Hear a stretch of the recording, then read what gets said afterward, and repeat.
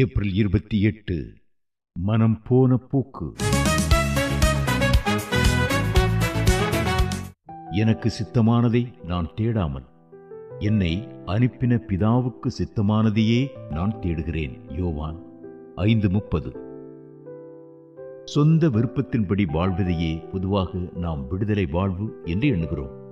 ஆனால் நமக்கு சரியாக தோன்றுவது முடிவில் சாவுக்கு நடத்தும் பாதையாகிவிடும் என்று நீதிமொழிகள் 14:12 ஞானி கூறுகிறார்.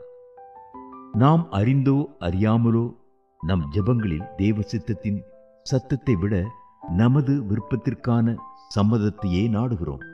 ஜெபத்தில் நமது விருப்பங்களை ஒப்புவித்தவுடன் நமக்கு புனித ஒப்புதல் கிடைத்து விட்டதென நாமே திட்டங்களை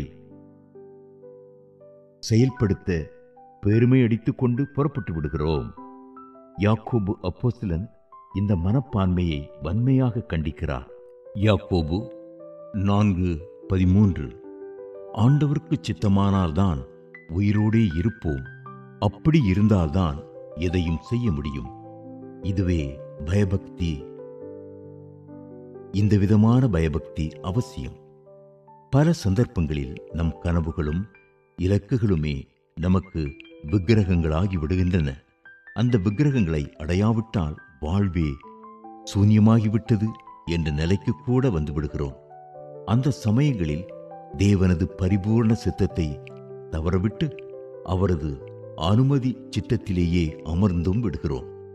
பிழையாம் போல் நமது வழிகளில் சென்று நமது விருப்பங்களை அனுபவிக்க கடவுள் நம்மை விட்டு விடுவார். மனம் திரும்பிய பவுலின் முதல் கேள்வியே, ஆண்டவரே, நான் என்ன செய்ய சித்தமாயிருக்கிறீர் என்பது.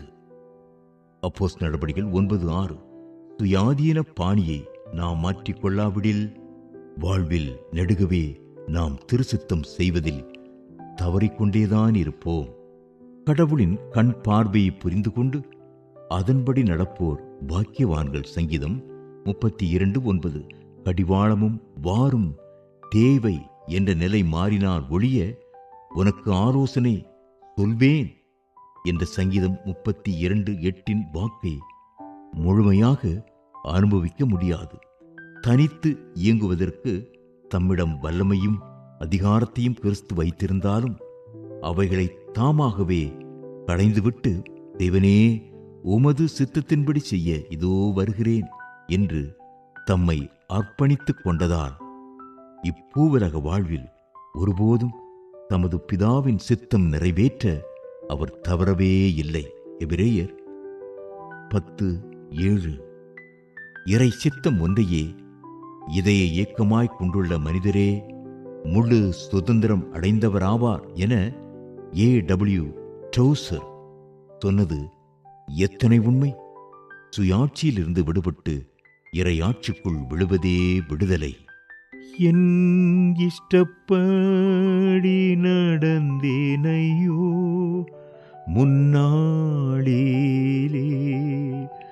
ஒத்தாசை தேடவில்லை இப்போதோ நடத்துமே.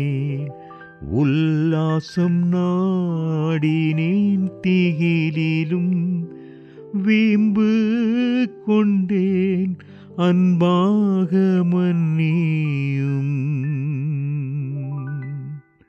பாமாலை ஜான் ஹென்றி நியூமேன். கப்பற் பயணத்தில் இயற்றப்பட்ட பாடல்.